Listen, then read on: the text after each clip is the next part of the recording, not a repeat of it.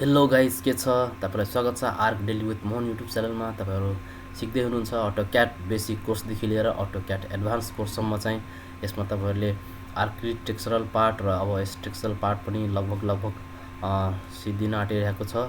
र अब चाहिँ तपाईहरुलाई चाहिँ म आज चाहिँ स्ल्याबको टप बार कसरी अटोक्याडमा बनाइन्छ भनेर सिकाउँछु। र अब हामी जाउँ आफ्नो भिडियोतिर। र यसमा तपाईहरुलाई चाहिँ आज म बटम स्ल्याब रेन्फोर्समेन्ट डिटेल चाहिँ कसरी गर्ने त त्यो कुरा चाहिँ म तपाईहरुलाई चाहिँ आज डिटेलमा चाहिँ भन्छु। र यसमा सेक्सन काटेको भाग चाहिँ म तपाईहरुलाई चाहिँ अर्को भिडियोमा चाहिँ देखाउँछु। त्यसमा टप स्ल्याब रेन्फोर्समेन्ट डिटेल पनि हुन्छ। र नर्मली चाहिँ हामीले आज यही नै बनाउने हो।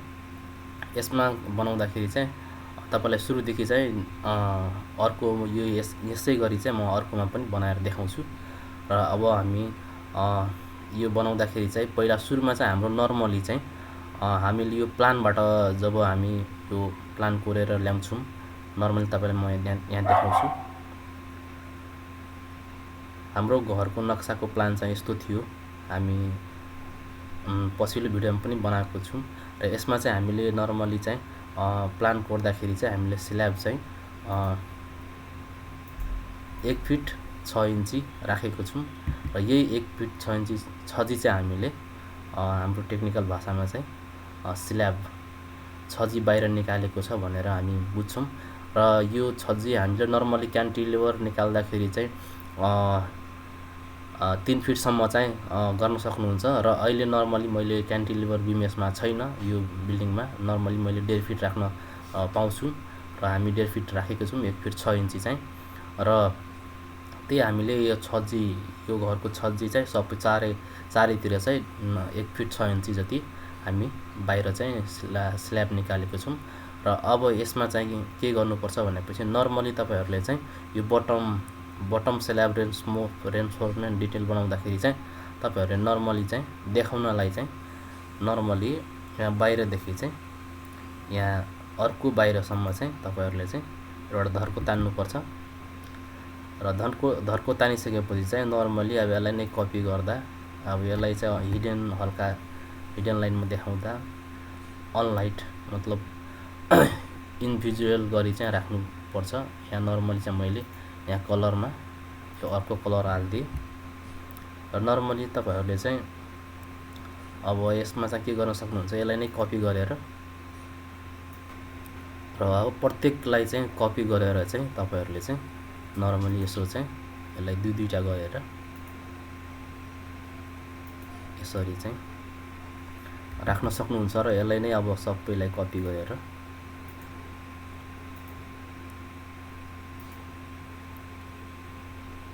यसरी अनि यसरी चाहिँ राख्न सक्नुहुन्छ। र त्यसपछि चाहिँ अर्को साइडबाट पनि त्यसरी नै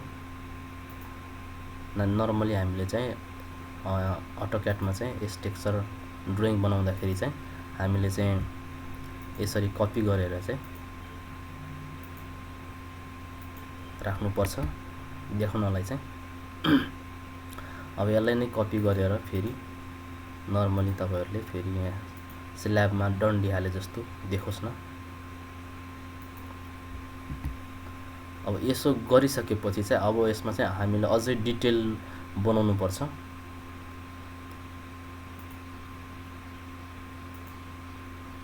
म यसलाई म्याच प्रपर्टी गरिदिएँ, हल्का डार्क भयो थियो।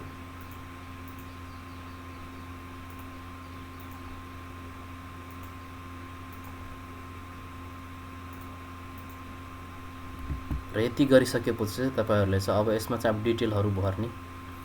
अब के गर्नुपर्छ भनेपछि नर्मली हाम्रो दुईवटा बार हुन्छ, मतलब डन्डी।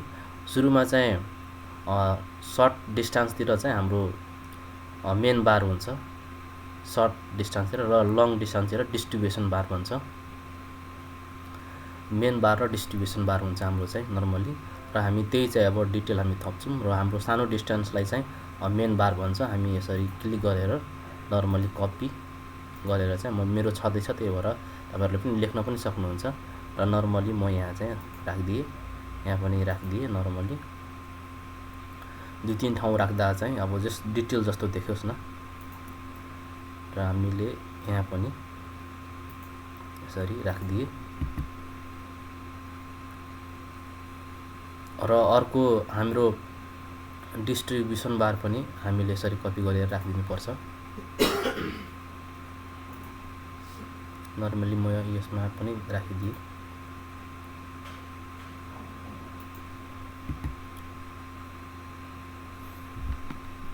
र नर्मल यति गरिसकेपछि चाहिँ हाम्रो नर्मली अब अझै राम्रो बनाउनलाई चाहिँ नर्मली चाहिँ हामीले के गर्नुपर्छ भनेपछि एउटा सर्कल जस्तो यस्तो एउटा सर्कल जस्तो बनाएर दुई तीनवटा सर्कलहरू बनाउने। यसरी यसलाई नै ह्याचिङ गरेर ह्याचिङ गर्न सक्नुहुन्छ।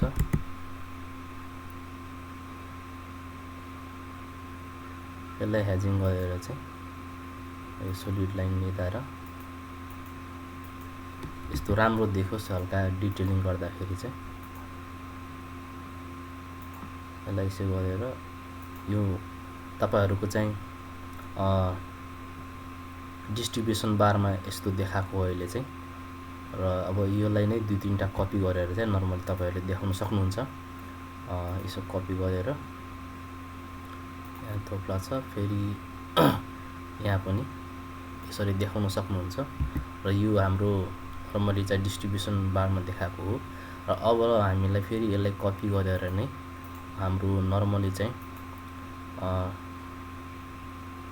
मेन बारमा पनि देखाउँदा हुन्छ। अब यसरी नर्मली चाहिँ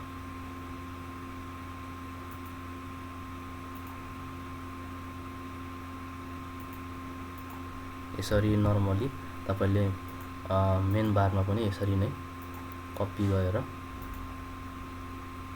देखाउन सक्नुहुन्छ।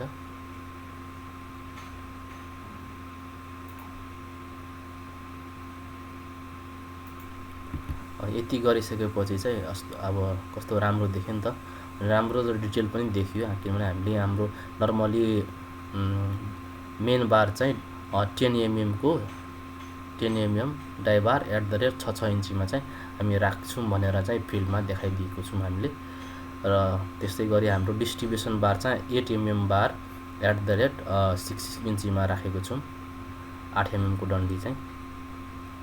र नर्मली हाम्रो ग्रिडमा हेर्दाखेरि चाहिँ 1 2 3 4 1 2 3 4 अनि तल्लाबाट चाहिँ A B C D यो कुराहरु पनि फिल्डमा चाहिँ धेरै इम्पोर्टेन्ट खेल्छ यसले 1 2 ग्रिडले गर्दा। अब यो सानो घर छ त्यही भएर ग्रिडमा त्यति हाम्रो चासो छैन। तर हाम्रो ठुलो ठुलो कम्पनीमा जाँदाखेरि चाहिँ अब धेरै ठुलो घर हुन्छ, त्यसमा कति ग्रिडहरु धेरै ग्रिडहरु हुन्छ। र यो ग्रिडको कुराहरु चाहिँ धेरै इम्पोर्टेन्ट हुन्छ त्यतिखेर चाहिँ। त्यही भएर चाहिँ अहिलेदेखि नै सानो बिल्डिङदेखि नै ग्रिडहरु चाहिँ चिन्ने प्रयास गर्नुपर्छ। र अब यो गरिसकेपछि नर्मली हामीले चाहिँ अब यो चाहिँ हाम्रो यो बीम कतिको छ त 10 बाइ हाम्रो नर्मली 9 बाइ 14 राख्छ। यो घरमा चाहिँ नर्मली 10 बाइ 15 छ। 10 इन्चीको बीम भइहाल्यो। अनि नर्मली 5 इन्ची स्ल्याब हुन्छ अनि 10 बाइ 15 भइहाल्यो। सबैलाई हामीले यसो क्लिक गरेर यसरी सबैलाई कपी गर्छु म। तपाईहरुले आफैले पनि लेख्न सक्नुहुन्छ। यसो कपी गरेर यो कपी गर्छु र चारैतिर चाहिँ तपाईहरुले चाहिँ यहाँ चाहिँ राख्न डिटेल हल्का होस् यसरी कपी गरेर यहाँ चाहिँ तपाईहरुले राख्दिनु सक्नुहुन्छ। र यो अब पुरै डिटेल जस्तै नै हो, किनभने हाम्रो लगभग 1 फिट बाइ 1 फिटको कोलम छ र बीम र स्ल्याब जोडेर चाहिँ 10 इन्ची × 15 इन्चीको बीम छ। र हाम्रो डन्डीहरु पनि नर्मली यति बाइ यतिको छ भनेर म तपाईलाई पहिले नै भनिसकेको छु। र नर्मली चाहिँ अब यसमा के बाँकी रह्यो भनेपछि अब यहाँ अझै डिटेल गर्नु चाहनुहुन्छ भने यहाँ यसरी डिटेल लेखेर चाहिँ यहाँ चाहिँ एउटा राखिदिनु पर्छ। एम भनेको मेन बार भइहाल्यो, यहाँ चाहिँ 8 लेख्नु पर्छ सायद। मेन बार हाम्रो 10 mm बार @ 6 इन्ची स्पेसमा राख्नु पर्छ। र डिस्ट्रिब्युसन बार चाहिँ 8 mm डाइको @ सेन्टर टु 6 इन्चमा राखेको छ भनेर चाहिँ यहाँ डिटेल पनि गरिदिएको छु। र त्यसपछि चाहिँ यसमा के बाँकी रह्यो भनेपछि अब चाहिँ नर्मली चाहिँ सेक्सन काट्ने क्या। अब यो सेक्सन काटेर डिटेल देखाउनुपर्छ, त्यो कुरा चाहिँ हामी अर्को भिडियोमा हेर्नेछौँ। र यसरी चाहिँ तपाईँहरूले चाहिँ कपी गरेर या आफैले बनाउँदा पनि हुन्छ। कन्स्ट्रक्सन लाइनबाट चाहिँ तपाईँहरूले आफै पनि गर्न सक्नुहुन्छ। र यसो गरेर म अहिले कपी गरेर यहीँ राख्छु। यसरी सेक्सन काट्यौँ र अर्कोतिरबाट पनि अब हामीले नर्मली यसरी नै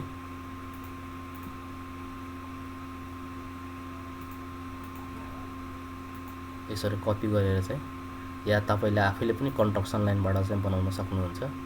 किनभने तपाईँले म सबै टुल्सहरू सिकाइसकेको छु र म यो भिडियो लामो भइहाल्यो भनेर अब त्यही भएर चाहिँ म तपाईँलाई चाहिँ नर्मली कपी नै गरेको छु।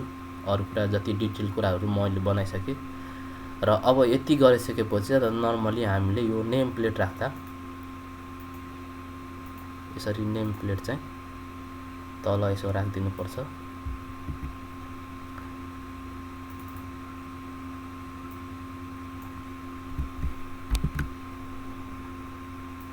नर्मली यति गरिसकेपछि हाम्रो नर्मली चाहिँ पुरै